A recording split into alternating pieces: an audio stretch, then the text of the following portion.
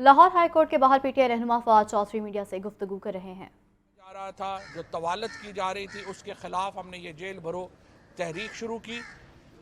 اور یہ ایک بالکل منفرد واقعہ ہوا پاکستان میں کہ جب سینکڑوں لوگوں نے اپنے آپ کو، جس میں لیڈرشپ شامل تھی،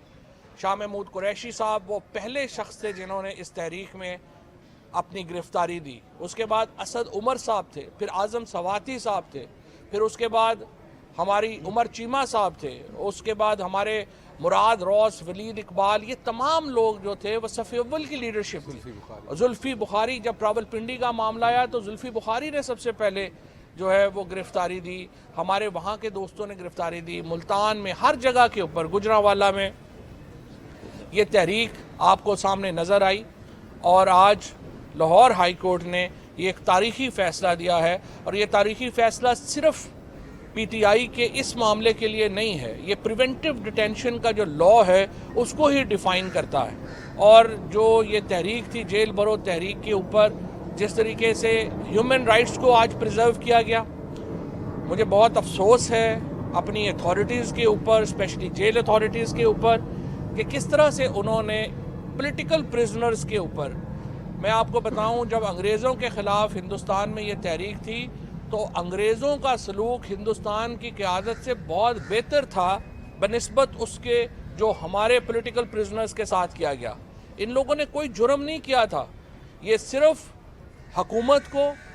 اور نظام کے اندر رہتے ہوئے اس نظام کے جو جبر تھا، آئین کے اوپر عمل درآمد کا مطالبہ کر رہے تھے۔ یہ گرفتاریاں قانون توڑ کے نہیں ہوئیں، یہ قانون کے نفاذ کے لیے کی گئی تھیں،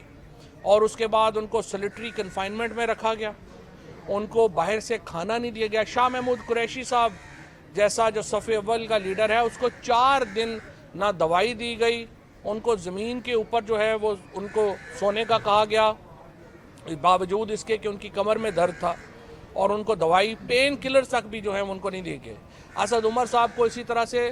ایک انتہائی ناگفتبہ صورتحال میں رکھا گیا۔ زلفی بخاری صاحب کو اسی طریقے سے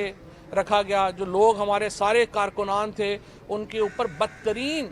جو صورتحال ہے اس میں ان کو رکھا گیا۔ ان کو پریزنرز وین میں لمبے لمبے جو دور دراز کی جیلیں تھیں وہاں پہ بھیجا گیا، مقصد صرف یہ تھا کہ وہ تنگ آ جائیں اور وہ لکھ کے دیں کہ ہمیں فوری رہائی چاہیے۔ لیکن میں ان تمام کارکنان کو